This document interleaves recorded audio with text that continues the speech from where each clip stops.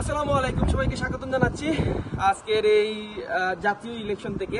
আজ ইংল্যান্ডে হচ্ছে জাতীয় ইলেকশন। তো আমি আজ আমার প্রথম ভোটটা অলরেডি দিয়ে আসছি। ইংল্যান্ডের প্রথম ভোট আমার। তো এখানে দুইটা পার্টি সবচেয়ে বড় প্রতিদ্বন্দ্বিতা করছে, একটা হচ্ছে কনজারভেটিভ আর একটা হচ্ছে লেবার পার্টি। তো যে ভোট শুরু হয়েছে সকাল 7টা থেকে রাত 10টা পর্যন্ত চলবে এই ভোট গ্রহণটা।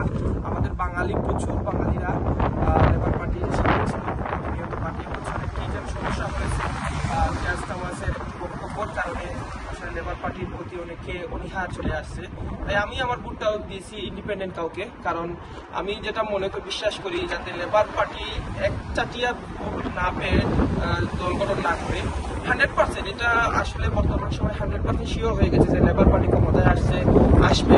কারণ হচ্ছে কনজারভেটিভ টানা 3বারের দেশ শাসন করা এবং এবছর যে ঋষি সুনাককে অনেকেই পছন্দ করছেন না, কারণ তাদের যে কনজারভেটিভের টানা 3 মেয়াদের যে দল গঠন ছিল, তাদের অনেক প্রাইম মিনিস্টার পরিবর্তন হয়েছে, নানা বিষয় ইন্টারনাল অনেক দুর্বলতা ছিল তাদের, যার কারণে তারা পরিবর্তন করতে হয়েছে। এবং যার কারণে যে কেয়ার স্টারমার এবছর তিনি মোটামুটি কনফার্ম প্রাইম মিনিস্টার হচ্ছেন লেবার পার্টির হয়ে।